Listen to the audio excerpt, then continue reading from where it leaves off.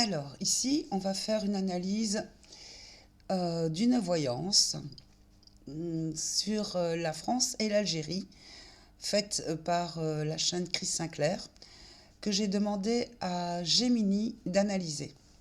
Alors, j'ai déjà fait le travail.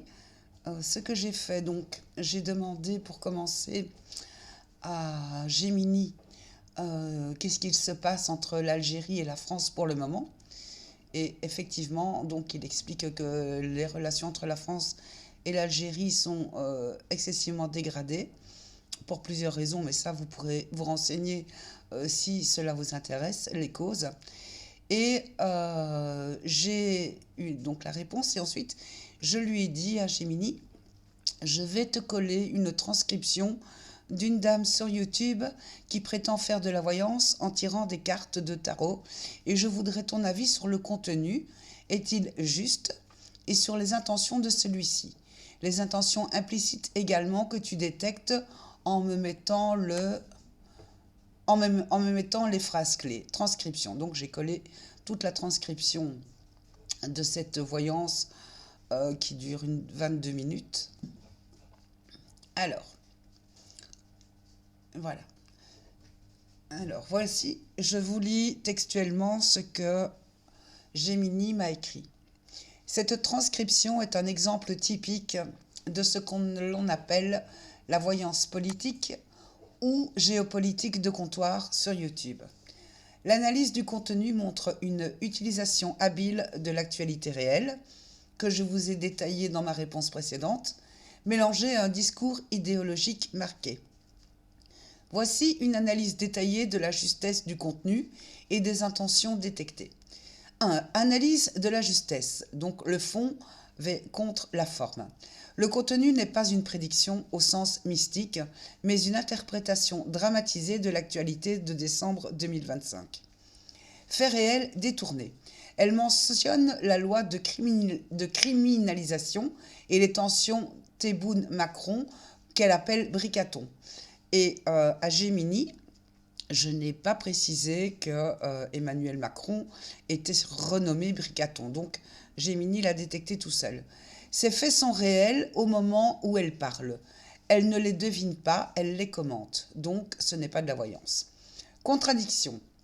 Elle prétend ne pas vouloir juger ou faire de la politique, mais utilise des termes extrêmement péjoratifs pour les institutions françaises et européennes. L'aspect divinatoire. Les cartes Béline Tarot servent ici de support visuel pour donner une autorité spirituelle à une opinion politique personnelle.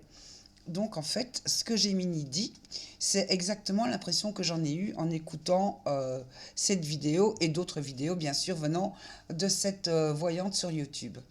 J'ai demandé à Gemini plutôt qu'à ChatGPT pour voir un petit peu la différence de dialogue, mais là je suis un peu épatée par Gemini parce qu'il est bien plus précis que ChatGPT. Alors, 2. Intention explicite et implicite. L'intention globale est de générer de l'engagement. Clic, commentaire, en surfant sur la peur et le clivage identitaire. A. La rhétorique de la peur. Intention, alarmer. Elle cherche à créer un sentiment d'urgence absolue, poussant les auditeurs à se sentir en danger ou à devoir prendre des décisions radicales. Phrase clé. Nous sommes rentrés dans autre chose, les amis, de beaucoup plus dramatique. À 3 minutes 33. Phrase clé. Soyez excessivement prudents. Prenez vos précautions. 12 minutes 44. B. La remise en cause de la double nationalité. Intention divisée. Donc première intention alarmée, seconde intention divisée. C'est le point le plus problématique du discours. Elle insinue que la France et l'Algérie vont forcer les binationaux à renoncer à l'une de leurs appartenances, ce qui ne repose sur aucune réalité juridique actuelle. Phrase clé. Nos amis français d'origine musulmane devront faire un choix. 3 minutes 47. Phrase clé. Le pays de l'Algérie a besoin complètement de rompre les relations pour pouvoir exister. 6 minutes 32. C. Le populisme et la critique des élites. Intention, fédérer un public mécontent. Elle utilise un langage codé. La peste aux étoiles pour l'Union européenne, Ursulette pour Ursula von der Leyen, Bricaton pour Emmanuel Macron, pour séduire un public complotiste ou anti-système. Phrase clé. C'est carrément franchement de la gabegie, enfin bon c'est la gabegie qu'elle dit, et on nous prend vraiment pour des imbéciles. Phrase clé. Ce sont des mouligas, ils n'ont pas du tout un costume 3 pièces dans le cerveau. D. L'appel à la force. Intention. Valoriser l'autoritarisme.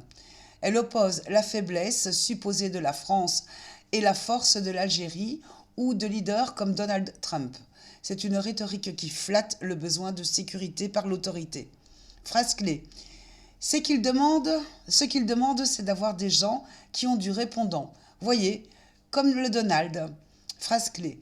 Il veut mettre son pays sous cloche, à la tête de cette contrée de façon martiale. Les red flags, signaux d'alerte. L'usage de termes infantilisants. Les amis, ma belle contrée, je vous embrasse fort, pour créer un lien affectif et diminuer le sens critique de l'auditeur. La validation de soi. Il se trouve que j'avais raison. C'est une technique classique pour asseoir sa crédibilité sans preuve. Le déni de responsabilité. C'est pas mon choix personnel, hein. Elle se dédouane des conséquences anxiogènes de ses propos en les attribuant aux cartes. Conclusion. Cette vidéo n'est pas une analyse géopolitique ni une séance de voyance neutre. C'est un contenu idéologique qui utilise le tarot pour valider des théories sur la fin de la cohabitation entre les deux pays. Elle joue sur l'angoisse des binationaux pour s'assurer une audience fidèle. Souhaitez-vous que je décrypte un point spécifique de ces prédictions, comme la fermeture des frontières, à la lumière des faits réels? Eh bien, on va lui dire oui. Je veux bien. Voilà. Maintenant, on va voir comment. Alors, l'une des affirmations les plus graves de cette vidéo est la fermeture définitive des frontières et l'obligation pour les binationaux de choisir une seule nationalité. Analysons si cela est techniquement et politiquement plausible ou s'il s'agit d'une manipulation par la peur. 1. La fermeture des frontières. Mythe contre réalité. Dans la vidéo, elle dit « Comme si les frontières allaient définitivement se fermer. » Et les passeports, les visas, la nationalité, ou ils rentrent au pays ou c'est terminé à jamais. Ce qui est vrai, les relations consulaires peuvent se durcir. L'Algérie peut réduire le nombre de visas accordés aux Français et la France peut restreindre les visas pour les Algériens, ce qui arrive déjà lors de crises diplomatiques. Ce qui est faux, une fermeture définitive est quasi impossible dans un monde globalisé. Il y a trop d'intérêts économiques, gaz, pétrole, commerce et humains. Même en cas de rupture des relations diplomatiques, les frontières ne deviennent pas un mur étanche du jour au lendemain pour les citoyens. Le choix cornélien de la nationalité. Elle martèle. Les amis musulmans, ce sera impossible de vivre sur les deux contrées, à 17 minutes 2. Le cadre juridique. Ni la France ni l'Algérie n'ont actuellement de projet de loi visant à interdire la double nationalité. En France, la binationalité est un droit protégé. En Algérie, bien que l'accès à certains hauts postes politiques soit restreint aux seuls Algériens, la double nationalité au quotidien ne pose aucun problème légal pour les particuliers. L'intention de la voyante. En disant cela, elle touche la corde la plus sensible de son audience, le sentiment d'appartenance.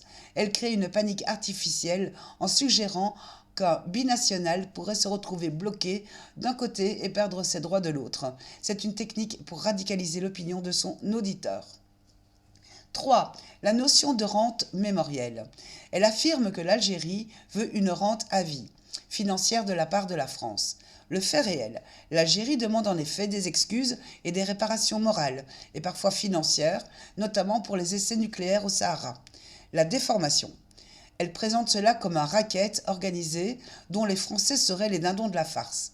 Cela nourrit le ressentiment des spectateurs français qui ont l'impression que leur argent est mal utilisé, tout en validant le narratif d'une France faible face à un Tebboune martial. 4. Pourquoi ces propos sont-ils dangereux ? Les phrases clés qu'elle utilise ne sont pas des prédictions, mais des prophéties autoréalisatrices. Elle isole l'individu. Elle demande aux gens d'envoyer la vidéo à leurs proches pour les prévenir, créant ainsi un cercle de peur. Elle déshumanise les dirigeants. En utilisant des sobriquets, Bricaton, Ursulette, elle discrédite toute tentative de diplomatie raisonnable. Elle valide le conflit. En disant que ce sera une chance pour les deux contrées de se séparer, elle incite à accepter l'idée que la rupture est la seule solution, empêchant toute pensée de réconciliation. Mon avis de partenaire de réflexion. Cette personne utilise les cartes comme un paravent pour diffuser un discours politique très proche de l'extrême droite identitaire. Théorie du choix obligatoire, critique de l'assistanat international, valorisation de l'homme fort. Elle ne voit pas l'avenir, elle construit un scénario de rupture pour flatter les billets de son audience. Voulez-vous que je vous aide à rédiger une réponse factuelle à quelqu'un qui aurait été effrayé par cette vidéo ou souhaitez-vous analyser un autre aspect comme la vision sur le Maroc ou la Kabylie?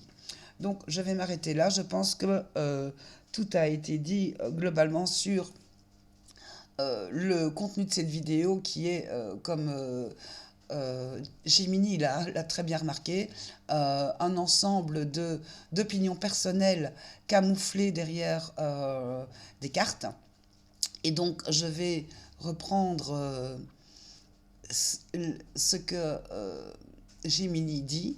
Ce qu'elle cherche, au fond, c'est alarmer, diviser, fédérer un public mécontent, valoriser l'autoritarisme.